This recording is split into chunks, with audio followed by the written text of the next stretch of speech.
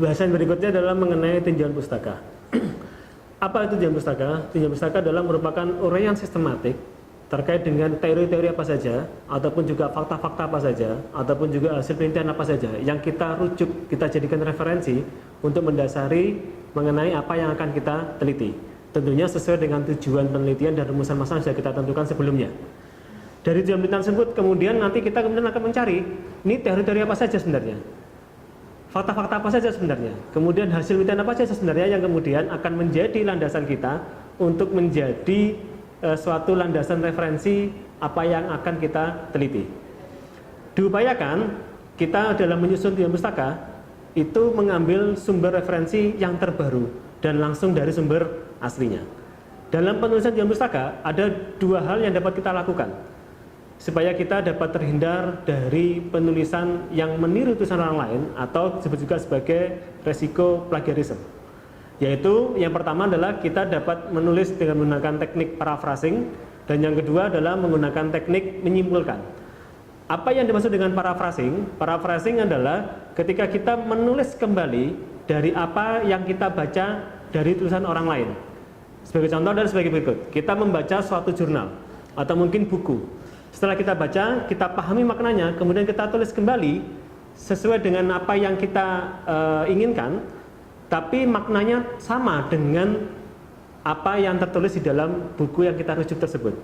Sehingga istilahnya adalah kita menulis kembali dengan bahasa kita sendiri, dengan kata-kata kita sendiri, tetapi maknanya tetap menyiratkan hal yang sama dengan buku atau jurnal yang kita rujuk. Memang agak lebih sulit di sini, karena kita harus berpikir dua kali, yaitu kita harus berpikir untuk memaknai dari tulisan yang kita baca, dan kita harus berpikir kembali untuk kita menulis ulang dengan bahasa kita sendiri, tapi maknanya tetap sama. Kemudian alternatif yang kedua adalah kita dapat melakukan yang namanya meringkas atau menyimpulkan. Apa ini? Ini cukup lebih sederhana dan hasil juga lebih efektif.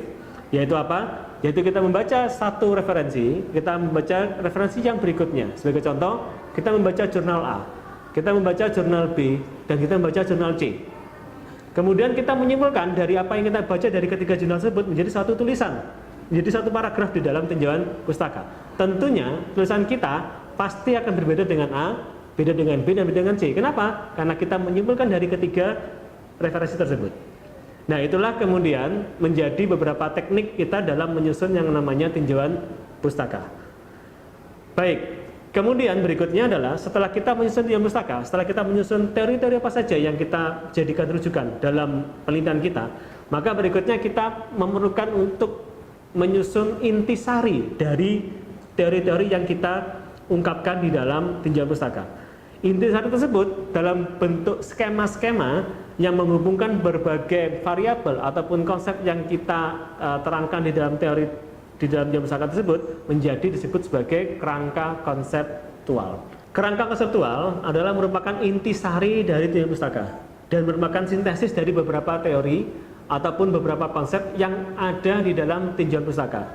Dari sini kita punya satu kata kunci, yaitu bahwa kerangka konseptual disusun berdasarkan dari apa yang kita tulis di dalam tinjauan pustaka. Sehingga dari sini dapat kita simpulkan bahwa di dalam kita menulis tinjauan pustaka, kita hanya menulis teori-teori apa saja yang terkait secara langsung dengan penelitian kita. Jadi tidak sembarang teori kita tulis di dalam tinjauan pustaka, tapi kita pilih teori-teori apa saja, bahasan-bahasan pendekatan fakta apa saja dari referensi yang kita miliki terkait dengan penelitian yang kita lakukan. Itu di dalam tinjauan pustaka. Kenapa? Karena nanti akan disintesis menjadi skema di dalam kerangka konseptual.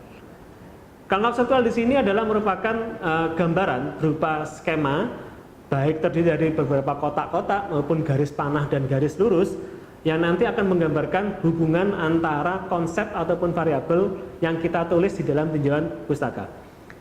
Jadi artinya begini, di dalam tinjauan pustaka berisi berbagai macam tulisan dari berbagai macam referensi yang kita rujuk menjadi referensi. Kemudian dari referensi-referensi tersebut, dari tulisan-tulisan tersebut kemudian kita rangkum menjadi dalam bentuk gambar skema di dalam kerangka konseptual yang menggambarkan hubungan antara berbagai macam teori ataupun referensi yang sudah kita tulis sebelumnya.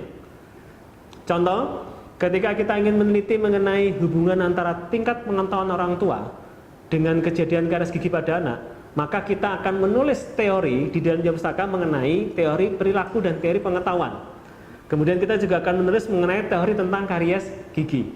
Dan nanti di dalam kerangka konseptual kita akan menggambarkan bagaimana hubungannya terbentuk antara pengetahuan orang tua dengan karies gigi anak. Bagaimana kemudian pengetahuan orang tua kok bisa secara ilmiah bisa berhubungan dengan kejadian karies gigi anak. Tentunya akan melalui berbagai macam jalur teori ataupun akan ada hubungan dengan konsep-konsep yang lain. Pengetahuan orang tua akan berhubungan dengan kemudian perilaku orang tua tersebut kepada si anaknya. Perilaku orang tua anaknya kemudian akan berkaitan secara langsung kemudian terhadap bagaimana keparahan karies gigi pada anaknya tersebut. Ini sebagai contoh sederhana bagaimana kemudian kita menerjemahkan, memvisualisasikan dari apa yang kita tulis dalam jam pustaka menjadi bentuk skema di dalam kerangka konseptual. Baik, jadi begitu ya. Jadi nanti tolong kamu perbaiki dulu ya yang sudah kamu susun ini ya. Tadi mulai dari latar belakang masalah, kemudian rumusan masalah, tujuan penelitian, manfaat penelitian, bagaimana kemudian juga kamu menulis tunjang pustaka, kemudian juga bagaimana kamu menggambar kerangka konseptual. Oke? Nah, jadi nanti setelah ini kita bertemu kembali, kita akan bahas mengenai metode penelitian. Apa itu metode penelitian? Nanti terdiri dari bagaimana penentuan jenis penelitian, kemudian nanti bagaimana populasi sampel, dan bagaimana juga menulis definisi personal, dan bagaimana juga nanti kita melihat apa saja komponen-komponen nanti terkait dengan komponen teknis dalam kita menyusun proses penelitian. Gitu ya? Siap. Baik. Oke, baik ini. Bagi dulu. Ya, belajar juga ya. Siap. Oke.